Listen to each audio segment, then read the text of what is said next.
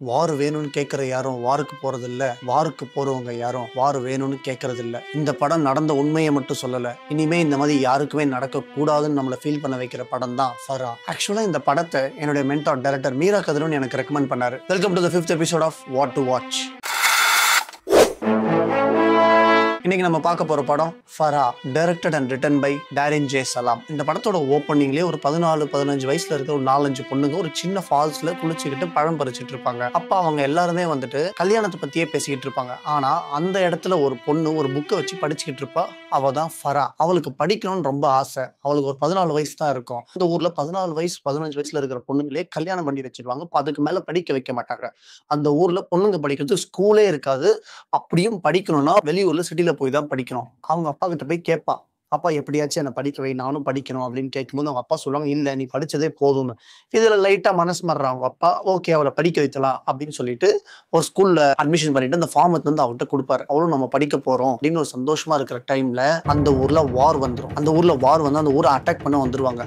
இந்த ஃபராவோட அப்பா வந்து அந்த ஊரோட மேயர். ஸோ அவர் என்ன பண்ணுவார்னா, இவளை எப்படியாச்சும் அவ ஃப்ரெண்டு ஊருக்கு அனுப்பிடுவோம், அனுப்பி இவளை காப்பாத்திடுவோம் அப்படின்னு சொல்லிட்டு அவங்க ஃப்ரெண்டோட அப்பா கூட இவளையும் அவ ஃப்ரெண்டையும் அனுப்பிடுவார். அவங்க 2 பேரும் கார்ல போயிட்டு இருக்கும்போது அவங்க அப்பா மட்டும் வரமாட்டாரு, அங்கேயே இருந்துருவாரு. இவ என்ன பண்ணுவா, அப்பாவை விட்டு பிரிஞ்சு போறதுக்கு மனசு இல்லாம அவங்களோட கார்ல இருந்து நிறுத்தலன்னா நான் குதிச்சிருவேன் அப்படின்னு சொல்லி கார்ல இருந்து இறங்கி அவங்க அப்பா கிட்ட வந்துருவா. அவங்க அப்பா என்ன பண்ணுவார்னா, அவங்க 2 பேரும் கிளம்ப சொல்லிட்டு இவளை எப்படியாச்சும் காப்பாற்றணும் அப்படின்னு சொல்லிட்டு அவங்க வீட்டுல வந்துட்டு ஒரு ஃபுட் ஐட்டம்ஸ் எல்லாம் வைக்கிற ஒரு ஸ்டோர் ரூம் மாதிரி இருக்கும். அந்த ஸ்டோர் ரூம்ல இவளை வச்சு பூட்டிட்டு அந்த ரூமையே ஃபுல்லா சிமெண்ட் வச்சு க்ளோஸ் பண்ணிடுவாரு. க்ளோஸ் பண்ணிட்டு அவங்க அப்பா என்ன சொல்லுவாரு, நீ ரூம்குள்ளே இரு, நீ வெளியே வந்துடாத, நான் வந்துடுறேன் அப்படின்னு சொல்லிட்டு அவங்க அப்பா ஏதோ ஒரு கன் எடுத்துட்டு அவரும் சண்டை போட போயிடுவாரு.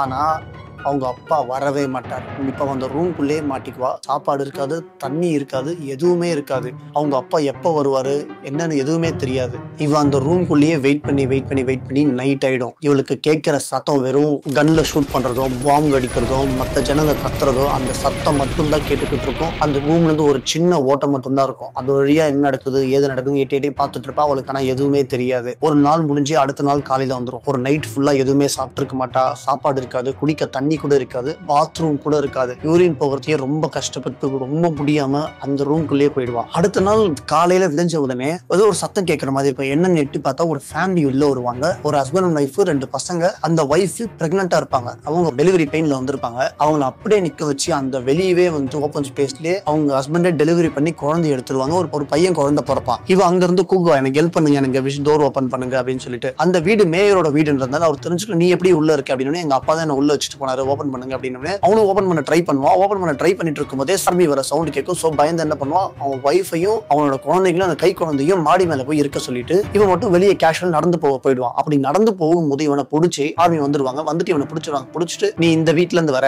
இது அந்த மேயரோட வீடு, இந்த வீட்டுல கண்டிப்பா வெப்பன்ஸ் இருக்கும், நீ வெப்பன் எடுக்க தான் வந்திருக்க, யார் நீ அப்படின்னு கேள்வி கேட்பான். அவனும் எவ்வளவோ சொல்லுவான், நான் வெப்பன் எடுக்கலாம் வரல, இல்ல நான் வேற வில்லேஜ்ல இருந்து வந்தேன், நான் வெளியே தான் போயிட்டு இருக்கேன் அப்படின்னு சொல்லிட்டு. ஆனா அவன் சொல்றதையே கேட்காம கூட்டு வந்து நிக்க வச்சுட்டு அவனை ஷூட் பண்ண போவாங்க. அப்போ அந்த பசங்க சத்தம் கேட்டுரும். உடனே போய் செக் பண்ணுவாங்க. செக் பண்ணா அந்த ஃபேமிலியை அப்படியே கூட்டு வந்துருவாங்க. அங்க நடக்கிற எல்லா விஷயத்தையும் ஃபரா அந்த ரூம்ல இருந்து பாத்துக்கிட்டே இருப்பா. அவங்கள கூட்டு வந்து நிக்க வச்சுட்டு செக் பண்ணுவாங்க. அவங்க ஒய்ஃப் குழந்தை 2 பேரையும் ஷூட் பண்ணிடுவாங்க. அந்த கை குழந்தை இருக்கும். அந்த கை குழந்தைய கொல்ல போவாங்க. கை குழந்தைய கொல்ல போகும்போது இவன் தடுக்க வருவான். அவனையும் ஷூட் பண்ணிடுவாங்க. அந்த கை குழந்தைய ஷூட் பண்ண போறப்போ அவன் என்ன சொல்லுவானா, இந்த சின்ன குழந்தைக்காக அவன் புல்லட்டை வேஸ்ட் பண்றியே, அந்த குழந்தைய பூட்ஸ்லயும் மெரிச்சிட்டு வந்துரு அப்படின்னு சொல்லிடுவான். ஆனா அந்த ஆர்மியில இருக்கிற அந்த பையனால அந்த குழந்தைய மெரிக்கவும் முடியாது. ரொம்ப கஷ்டப்படுவான். என்ன பண்ணுவானா, அப்படியே ஒரு கர்ச்சீஃப் எடுத்து அந்த குழந்தை மேல மூடி விட்டுட்டு அப்படியே உயிரோட இருக்கிற குழந்தைய அந்த வெயில்ல வச்சுட்டு போயிடுவாங்க. அவங்க பாட்டு கிளம்பி போயிடுவாங்க. இது எப்படியாச்சும் இந்த குழந்தைய காப்பாத்திடுவோம் அப்படின்னு சொல்லிட்டு அவ ரொம்ப கஷ்டப்படுவா. அந்த டோரை உடைக்க ட்ரை பண்ணுவா. என்னென்னமோ பண்ணி பாப்பா. அவனால அந்த டோரை உடைக்கவே முடியாது. அவ வீட்டுல இருக்கிற பொருள் ஏதாச்சும் எடுக்கலாம்னு தேடுறப்போ அந்த ரூம்குள்ளேயே ஒரு கன் இருக்கும். அந்த கன் எடுத்து அந்த டோரை லைட்டா ஷூட் பண்ணிட்டு அந்த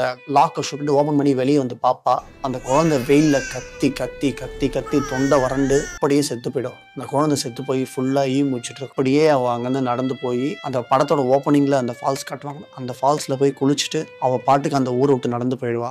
அந்த ஊர்ல ஒருத்தர் கூட இருக்க மாட்டாங்க. அந்த ஊர்ல இருக்கிற மொத்த ஜனங்களும் காலி பண்ணி வெளியேறி இருப்பாங்க. இந்த ஃபராவா நடிச்ச கேரக்டரோட பேரு கரம் தஹார். ரொம்ப சூப்பரா நடிச்சிருந்தா அந்த பொண்ணு. படம் தான் அவங்களுக்கு வந்து டெபியூட் பிலிம். ஆனா இந்த படத்தை பார்த்தா டெபியூட் பிலிம் மாதிரி தெரியாது, அந்த அளவுக்கு சூப்பரா பெர்ஃபார்ம் பண்ணியிருந்தாங்க. இந்த படத்தை டைரக்ட் பண்ண டைரக்டருக்கும் இதுதான் ஃபர்ஸ்ட் பிலிம். ஃபர்ஸ்ட் படமே ஜோர்டனோட அபிஷியல் செலக்ஷனா ஆஸ்கருக்கு சப்மிட் பண்ணிருக்காங்க. இது ஆக்சுவலா ஒரு உண்மை சம்பவத்தை தழுவி எடுத்த படம். இந்த கதையை ஃபரான்ற கேரக்டரா இருந்த அந்த ரியல் பொண்ணு டைரக்டரோட அம்மா கிட்ட சொல்லியிருக்காங்க. இதை டைரக்டர் கேட்டதுக்கு அப்புறமா அவங்க என்ன சொன்னாங்கன்னு சொல்றேன். இந்த படத்தோட கதையை நான் கேட்டதுல இருந்து இது என்னை விட்டு போகவே இல்லை, எனக்கு உள்ளேயே ஊறிக்கிட்டே இருந்துச்சு. ஆனா எனக்கு தெரியும் என்னைக்காவது ஒரு நாள் நான் இந்த படத்துக்கு சினிமா மூலமா வாய்ஸ் கொடுப்பேன் அப்படின்னு இந்த படத்தோட டைரக்டர் சொல்லியிருக்காங்க. So Farha is more than cinema, it's a witness statement. ஆக்சுவலா இந்த படத்தில் நடக்கிற வார் 1948ல நடந்த அரப் இஸ்ரேலி வார். அதை பாலஸ்டைன்ஸ் நக்பான்னு சொல்லுவாங்க. இந்த படத்துல அந்த வில்லேஜ்ல வந்து அட்டாக் பண்ணி அந்த சிவிலியன்ஸை கொல்ற சோல்ஜர்ஸ் இஸ்ரேலி ஜூயிஷ் சோல்ஜர்ஸ். இந்த வேர்ல்டு வார் 2 முடிஞ்சதுக்கு அப்புறமா யூஎன் பாலஸ்டைனை செப்பரேட் ஜூயிஷ் ஸ்டேட்டாவும் அரப் ஸ்டேட்ஸாவும் பிரிக்கிறாங்க. செப்பரேட் ஜூயிஷ் ஸ்டேட்டா வர கண்ட்ரி தான் இஸ்ரேல். இஸ்ரேல் இண்டிபெண்டன்ஸ் அறிவிச்சதுக்கு அப்புறமா மற்ற சின்ன சின்ன அரப் ஸ்டேட்ஸ் எல்லாத்துக்கு மேலேயும் வார் எடுக்கிறாங்க. அதுல 7 லட்சம் பாலஸ்டைன் சிவிலியன்ஸை அவங்க ஊரை விட்டு காலி பண்ண வச்சு அந்த ஊரையே டெஸ்ட்ராய் பண்றாங்க. இந்த வாரை தான் பாலஸ்டைன்ஸ் நக்பான்னு சொல்றாங்க. அந்த நக்பான்ற வார்ல நடக்கிற கதை தான் இந்த ஃபரா படத்துல வர கதை. நீங்க வெறும் சினிமான என்டர்டைன்மெண்ட் மட்டும் தான் நினைச்சீங்கன்னா ப்ளீஸ் வாட்ச் ஃபரா. ஏன்னா சினிமா என்டர்டைன்மெண்ட் மட்டும் இல்ல, it can be a witness too. இந்த படம் பார்த்ததுக்கு அப்புறமா உங்களுக்கு ரியலைஸ் பண்ணுவீங்க. படம் ஸ்லோவா தான் இருக்கும், but it deserves your time and your empathy. இந்த படம் நெட்ஃபிளிக்ஸ்ல அவைலபிளா இருக்கு. So watch it, feel it and share it. இந்த படத்தை பார்த்துட்டு உங்களுக்கு என்ன ஃபீல் ஆச்சுன்றதை கமெண்ட் பண்ணுங்க. உங்களுக்கு இந்த வீடியோ பிடிச்சிருந்தா லைக் பண்ணி ஷேர் பண்ணுங்க. See you in the next episode of What to Watch. Until then, this is Born for Cinema signing off with one reminder: some stories need to be locked in your heart, not in rooms.